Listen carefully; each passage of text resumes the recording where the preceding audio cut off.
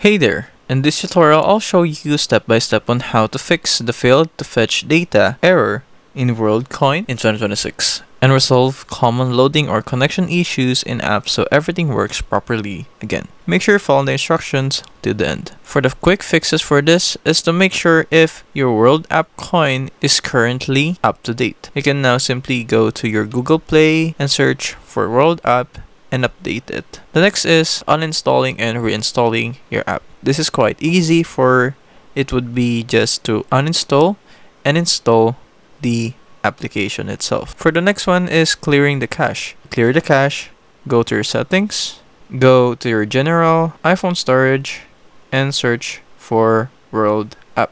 For example, the Call of Duty is the World App. You can simply hit the World App and offload the app. But for those who are using iOS, after reinstalling and installing this one, all of the cache would be removed.